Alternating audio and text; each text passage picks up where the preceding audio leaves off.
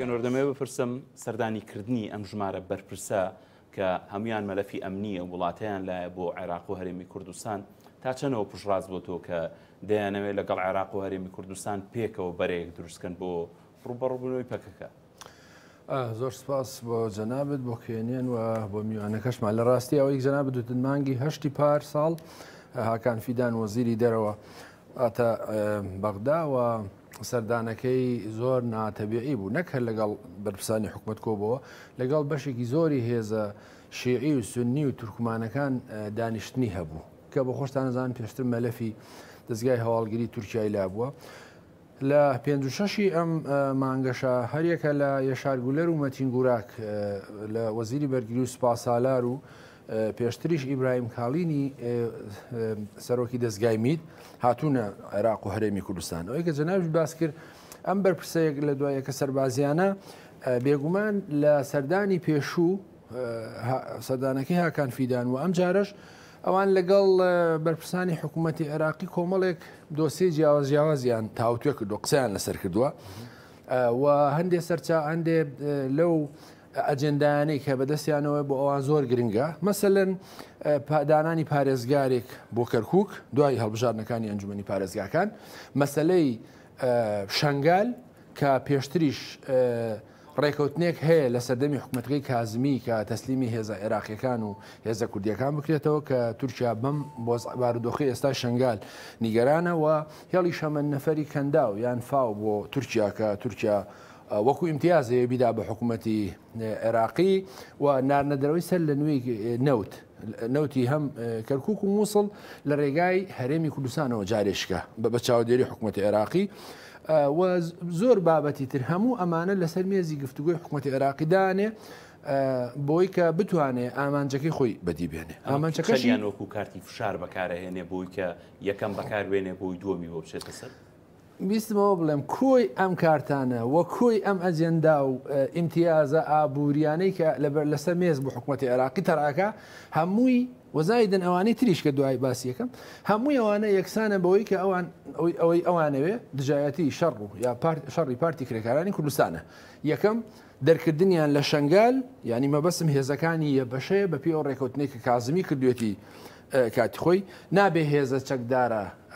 غێرە ڕسمیەکان لە شەنگال بمێنەوە بەڵام ئێستا حکوومەتی سوودانی ناچێتە ژێرباری ئەم داوای تورکیاوە چونکە ئەگەر قرار بێ هێزەکانی یەکینەکانی پاراستنی شەنگال لە شەنگال دەرکەن ئەبێ حەشتی شعبیش لەوێ بڕوە کە ئەو خۆ دەزانی پردێکی پەیوەندیە لە بینی ڕۆژ ئاوا و ئەو هیلالی شیعەیە کە درێژە بێتەوە بۆ لوبنان و سووریا ئەو ممکن نیەکەواتە تورکیا ئەمەی بۆ جێبەجێ نابێ و مەلەفی کەرکووک بێگومان بۆ خۆشتان نزانن کە تورکیا دەور و نەخشی زۆری هەیە لە کەرکووک و لە مووسڵ و لامچە سونی نشینەکان ڕەنگە زۆرترین کاریگەری و هەژمونی لە عێراقەکە هەبێ لە کەرکووک بتوانێت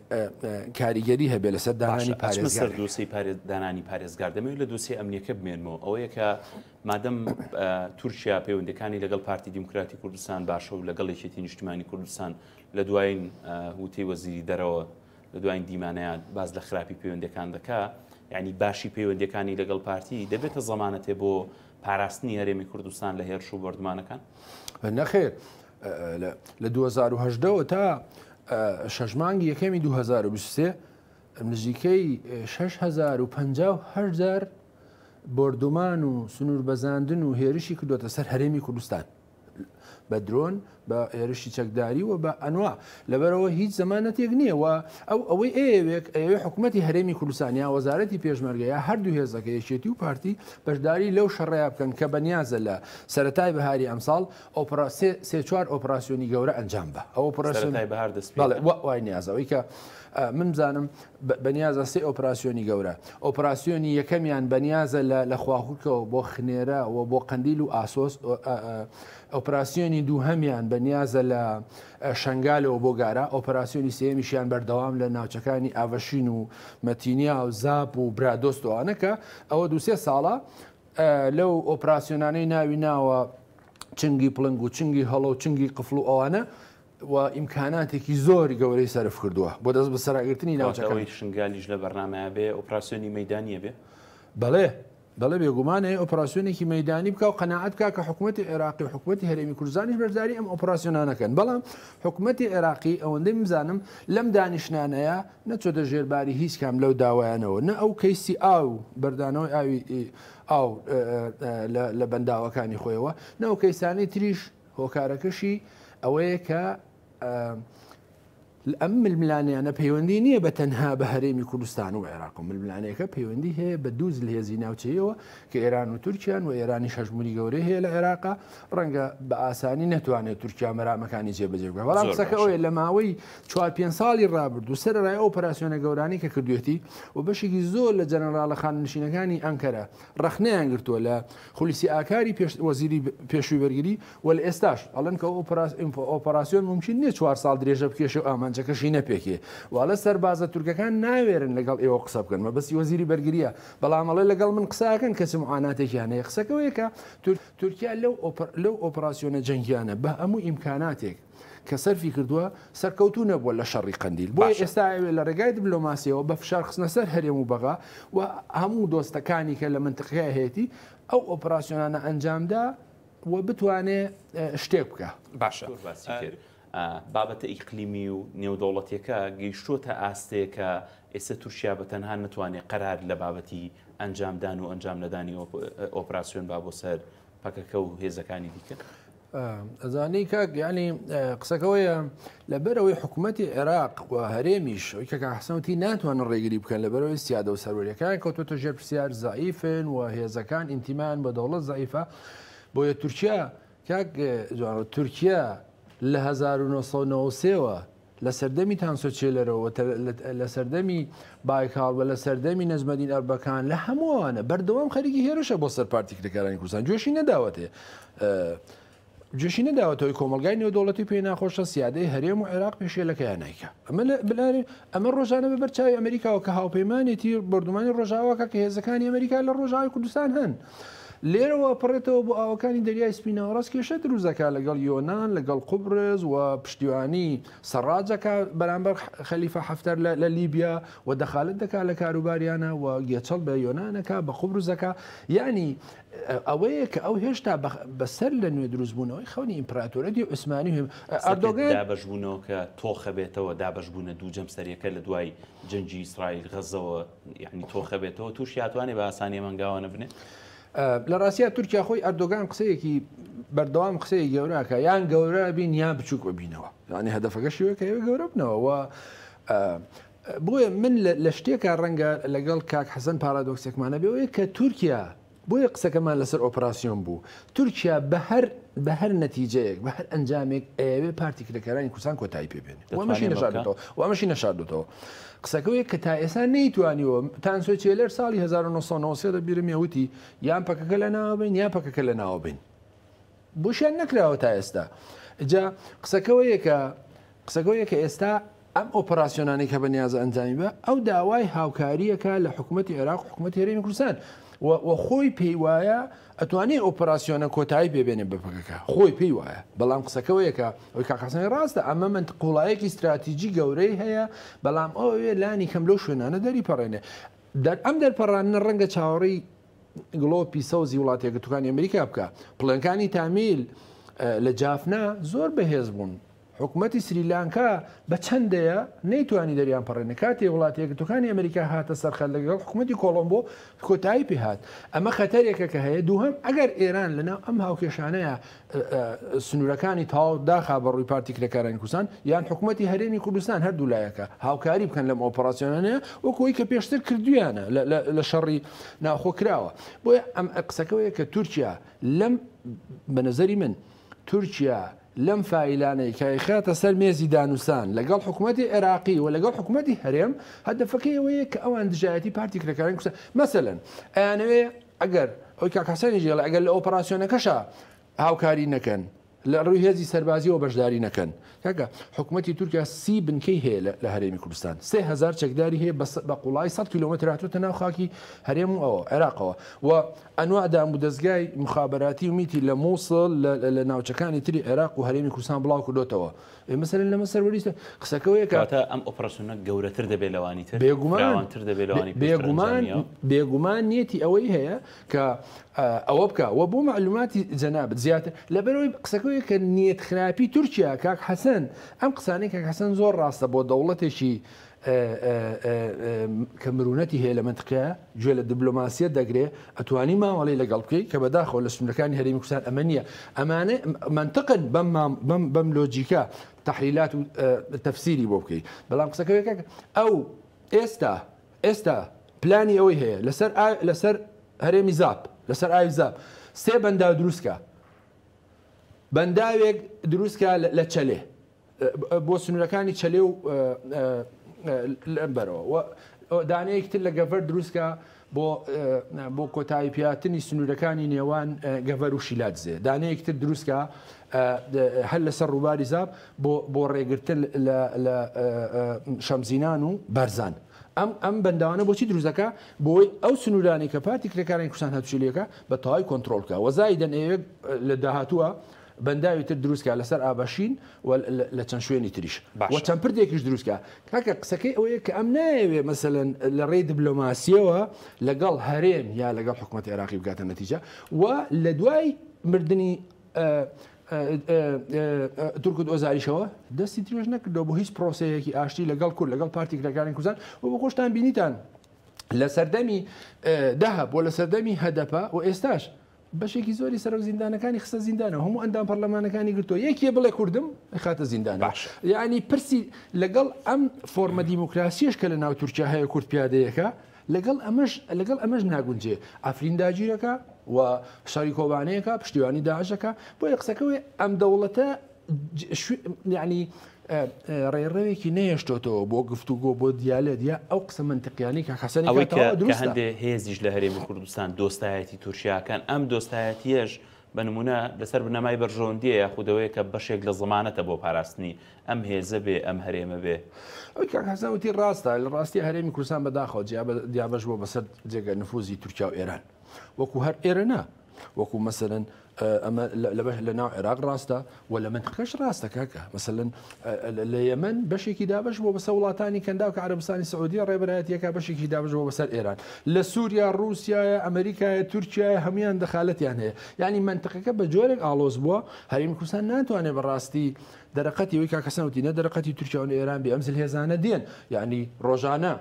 هەم دەردوولایەن بردومانی هێزە ئۆپۆسیۆنەکانیانەکەن کە بە خەڵکی زۆری سیڤیل و مەدەنی کوژراوە بەداخۆ شەهید بووە بردومانی ئۆپۆسیۆنەکانیانەکەن خەڵگە کوژن تەقینەوەکەن تیرۆرەکەن هەمووانەکەن سەکەوەیە کە هەرێمی کوردستان بەداخەوە کە حکوومەتی عێراقی خۆی بە بەرپرس دەزانێ بەڵام هیچ قسەیەک ناکە و قسەکردنەکەشی ئەوەیە کە ئەو کەوتۆتە حکوومەتی عێراقی ئەکسەریەتی هێزەکانی کەوتونە ژێر هەژمونی کۆماری ئیسلامی ئێرانەوە لەبەرەوە بێگومان حکوومەتی ئەنکەرە و تاران هەژمونی گەورەیان هەیە لە هەرێمی باشە. کاگەنۆر دکتۆر وای دەخوێنێتەوە کە کورد یەکگرتوو بێ یعنی ئەگەری هەیە ئەوەی کە سوودمەندی دوای جەنگە بێ کورد بێەوە دەوڵەتەکانی ژەمایان خوێندێتەوە وای دەبینی کە کورد بەرەو گەورەتر بوون بڕواگەر یەکگرتوو بێ ئەم جەنگە دەرەنجامەکەی ئەوەندە خێر بێ بۆ کورد. لە ڕاستیە من هیوادارم وابێ بەڵام مەسەرەن دەوڵەتە زلهێزەکان ئاماژەیەکی وا نادەن بە تایبەتی وڵاتێگرتوەکانی ئەمریکا کە ئێمە لە ناو هاوپەیمانەتیایە دەینوەشین وەکو ئەم ڕۆژ بینیت لە پەرلەمانی عێراق ینی کورد دژی چوونە دەرەوەی ئەمریکایە لە عێراق مادا شیعەکان ینی بەڵام ئەمریکا بەدیوێکە کە حەسەن خۆشی ێزانێ بەدوای بەرژەوەندیەکانی خۆیەوەتی و مەسەلەن ئەوەی تورکیا و ئێرانەکەن تەبیعی نییە خەڵکی زۆری سڤیلیش بۆتە قوربانی ئەگەر ئەمریکاش بەدوای بەرژەوەندەکانیەوە بێ خۆ دەرکەوت لەگەڵ شیعە ئەم بەرژەوەندیانی یەک ناگرێتەوە کەواتە ئەگەری گۆڕانکاری جوگرافیای دەوڵەتەکان یەتە ئاراوە پێم وانە ینی کارێکی غیر ممکنە ئەوەی جەنابەت گۆڕانکاری لە جوگرافیای چوار دەوڵەت لە منتەقەکەیە لە وڵاتانە کە کوردی بەسەرا دابشکراوە ئاڵگۆڕی بەسەرا بێ ینی ئەوە بە شکڵێکە دەوڵەتی کوردی دروست بێ یان دەوڵەتێکی یەکگرتو ئەوە کارێکە من بە دووری ئەزانم بەڵام قسەکەەوەی کاوەی کاکەسەن تی دەکەم لە دەرەنجامی زروفی مۆزۆعی دوای ڕوخانی دیواری بەرلین و شکستی یەکێتی سۆڤێت و هەڵوەشانەوەی دوو جەمسەری لە دنیا و کۆتایەتنی جەنگی سەر باشووری کوردستان دروست بوو ئەزمموی باشووری کوردستان دروست بوو و لە دەرەنجامی ڕووداوەکانی بەهاری عەربی 2011 و تێکشکانی سووریا و یەمەن و لیبیا و ئەوانەی کە ڕەمزی ناسیۆنالیزمی عەربی بوون ئەزمموی ڕۆژاوی کوردستان هاتوتە دی قسەکەوەی ئەوە لە بوونی ئاڵگۆڕێکی منطقەیی زروفێکی مۆزوعی کە دێتە پێشەوە ڕەنگە جەنگی حەماس و ئیسرائیل بە دوای خۆیان بێنێ ئیمکانی زۆرە ئەو مەسەلەن کورد دەستکەوتی زۆرتر بەدی بێنێ بەڵام قسەکەوەیکی ئێمەی بین وڵاتی یەکگرتووەکانی ئەمریکا نیگەرانە لە هەرێمی کوردستان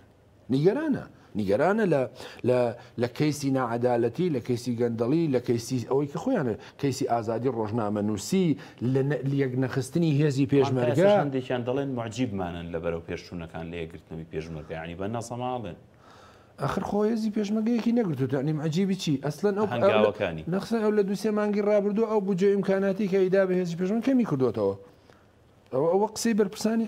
حکوومەتی هەرێمی کوردستانە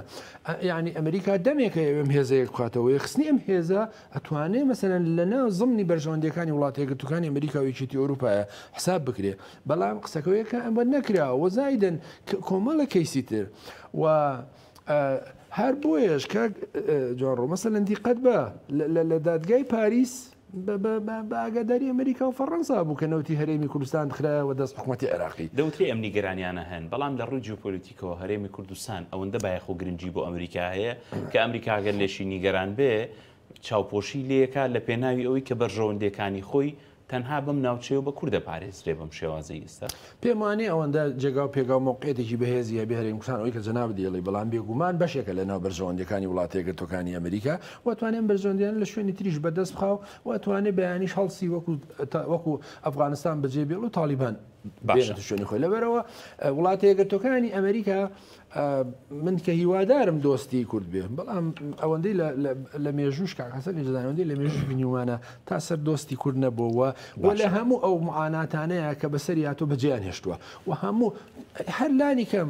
ئەمەی کە ئێستا ئێران و تورکیاییکەن ئەو کاتانی کە لە هەولێرە درێ وڵاتی یەکگرتووەکانی ئەمریکا ئەڵێ هێزەکانی ئەمە سەلامەتن یعنی والحاصل زمادام بەڵام 4 سەربازی ئەمریکی لە ئوردن ئەکوژرێن بزانە 2 هەفتەیە چیەکە شەیەک لە یەمەنەدا شەیەک لە سووریادا شەیە لە بەغادا باشە ئەمادەم هەولێر لە ناو بەرژەوەندەکانی ئەوە سلێمانی لە ناو بەرژەوەندەکانی ئەمە ئەوە چەند ساڵ زیاترە تورکیا فڕۆکخانەی گەشتەکانی بەڕێی فڕۆکەخانەی سلێمانی داخستووە 105 گەشتی مانگانەی هەبووە مبەڕێرەکەتی زۆر دقیق نییە بەڕێکی زۆر دقیق نییە هاوکاری پێدە و وڵاتی یەکگرتووەکانی ئەمریکا خۆی بە سنوورەکانی هەرێمی کوردستانە چەک و تەقەمەنیە با بۆ هێزەکانی هەسەدە لە ڕۆژاوە قسەیەکی نییە کەچی لێرە ئەگەر چوار وەکو ئەوێڵێ چوار کەسی یەپەگە یەپەژە بێنە ئێرە ئەو بردومانی فڕۆکخانەی عربەت دەکا بۆ ئەمریکا قسەی هەبێ لەسەر داخستنی فڕۆکخانی سلێمانی و لەسەر پەیوەندیەکانی تورکیا و هەڵوێستەکانی تورکیا بەرامبەریشێتی ئەگەر لەناو چوارچەوەی بەرژەوەندیەکانی ئەوەیە وەکو زۆر کەسی ئەوامی ژەڵێن 4 سەربازی ئەمریکی لە 2023ەوە 4 سەربازی ئەمریکی لە هەرێمی کوردستان نەکوژراوە لە گوڵ کاڵتریان پێ نەوتراوە 5,000 سەربازی لە عێراق کوژرا مەسەلەن کە لێرە ئەو هەموو ڕێز و ئەو هەموو مەسەلەن تێڕوانینە ئیجابیەمان لە وڵاتە یەکگرتووەکانی ئەمریکا و یەکێتی ئەوروپا هەیە خۆ بێ مەسەلەن ئەم هەرێمە بپارێزن لانیکەم لە دەستێژەکانی ئێرە بەرامبەر داخستنی فڕۆکخانی سلێمانی و بردومانکردنی فڕۆکخانی کشتتوکاڵی عربەت ئەبێ قسەی هەبێ چونکە لانی کەم ئاسمانی ئەمنی بەدەست وڵاتی یەکگرتووەکانی ئەمریکایە لانی کەم بۆچی کە کۆماری ئیسلامی ئێران موشەیەتەقێنە ئەمریکا ئیدانەیەکە و تونندە بەرامبەری بۆچی لە تورکیا بەرامبەر تورکیا ئەمەنیە خۆمانە هەردووکیان بۆ ئەوەندە تونندە بەرامبەر بە یەکێتی و هەڵوێستەکانی تون کردوەوە بەرامبەر بە یەکێتی ئەمە بەڕاستیە بێ یەکێتی نیشتیمانی خۆی جواب باتەوە چیەوێ بەڵام بەڕێی من ئەو فۆرمەی کە تورکیا داوێتی بە یەکێتی نیشتیمانی کوردستان یەکێتی نیشتیمانی کوردستانی لە ڕووی جەماوەریەوە لە ڕووی تاریخیەوە لە ڕووی بەهێز کردووە بۆی کە پێی وایە یەکێتی نیشتیمانی کوردستان هاوکاری پارتی کرێکارانی کوردستانەکە یاوەی کەوتی هێزەکانی هەسەدە لە مەتاری عربەت بوون و پێی وایە هەماهەنگی هەیە کە لە کاتێکە کاک جوان ئەم بۆ چوونە زۆر منتەقی نییە. هێزەکانی پارتی کرێکارانی کوردستان یعنی پەژاک یعنی هەسەدە یعنی یەبەشە باشە یعنی هەدەپە یعنی هەموو ئەمانە کە لە ژێر هەژمون و هەیمەنەی ئاپۆچێتیان لە هەورامانەوە دەست پێیەکان تا ئەگاتە شارباژێر و سەنگەسەر و حاجۆمەران و سنوورەکانی پارتی دیموکراتی کوردستان و تا ئاچێتەوە فیشخابور و سنوورەکانی باکووری کوردستان لە هەموو ئەو سنوورانە هەیە. خۆ بەس لە سنوورەکانی سلێمانی نییە، لە ئامێدی هەیە، لە شیلاتزێ هەیە، لە دێرەلوو هەیە، لەو منتقانە هەیە، لە قەندیل هەیە، لە ئاسۆس هەیە، لە هەموو ئەم منتقانە بڵاو بۆتەوە. مەسەلەن تورکیا ئەگەر بیەوێ یەکێتی نیشتیمانی کوردستان شوێنەکانی بۆ تهدیدکاوە بۆی فڕۆکەی بێفڕۆکەوانی تورکیا لێبە یەکێتی ئەڵە من ئەمە ناکەم، قسەکەی ئەمەیە کە ئەمە ناکەم. و ئەگەرنا مەسەلەن یەکێتی نیشتیمانی ئەوەندەی مزام لە کاتی داخستنی فڕۆکەخانەکەیە و توێتی ئێوە توانە ژوورێک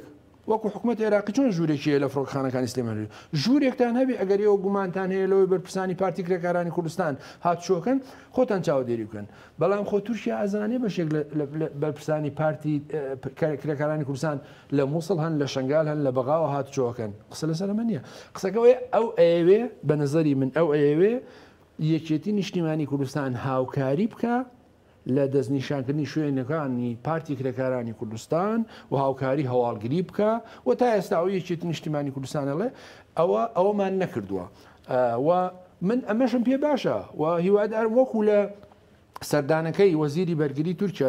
لە چەند ڕۆژی ڕابردوو پێم وایە یەکێتی نیشتیمانی پارتی دیموکراتی کوردستان نەچوونە ژێرباری داواکانیەوە بۆ بەشداریکردنی ئۆپراسیۆن بۆ شەڕ دژی پارتی کرێکارانی کوردستان کە ئەمە هەنگاوێکی زۆر ئیجابی یەکێتی و پارتیە و هیوادارم هەرگیز بیری لەوە نەکرد. جاوی سەرشاکڕۆیە قسێتر بکەم لەو فایلانی کە خستوێتێ بەردەستی دەوڵەتی عێراق ئەم جارە وەزیری بەرگری و سوپا سالار پێشتر ئیبراهیم کاڵنیش ئەوەیەکە داوایان کردووە ئەڵەن چۆن ڕێکەوتنێکی ئەمنی لە بینی هەرێم و بەغا لەگەڵ حکوومەتی تاران مۆرکراوە بۆ دەرکردنی کۆمەڵە و دیموکرات و پەژاک و سازمانی خەبات لە ئۆردوگاکانیان و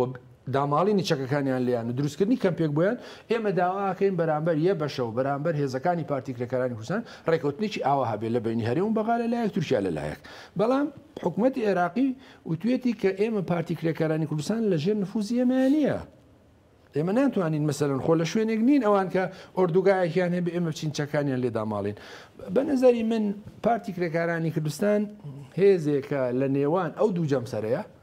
یعنی تورکیا و ئێران یاریەکە و کارتێکی فشارە و خۆشی دەرەخا و ئەتوانێت سوئیسفادە لەو ملبلانیانە بکە و هێزێکە کە پێم وایە بە تورکیا بە هێرش و پەلاماردان و ئۆپەراسیۆن ئاسان نییە ئەم هێزە حەل بکە. حەلی جددی ئەوەیەکە لە ڕێگای دانووسانەوە و لە ڕێگای هەدەپۆلانیکەم بتوانێت مافەکانی خەڵکی کووردا و تورکیا لەگەڵەوانش بۆ معلوماتی جەنابەت لە هەڵبژاردنەکانی مانگی 11 بەشێک لەم ئۆپەراسیۆن و بەشێک لەم ئەجێندایانەی خاتە سەرمێزی حکوومەتی هەرێم و بەغاوەیەکە بیەوێت لە هەڵبژاردنەکانی مانگی 11 هەڵبژاردننی شارەوانیەکان بتوانێت هەم ئەک پارتی هێزی کورسی زۆر بەدەستبێنێ و هەم بتوانێت هێزە کوردیەکانیش زایف بکە. باشە.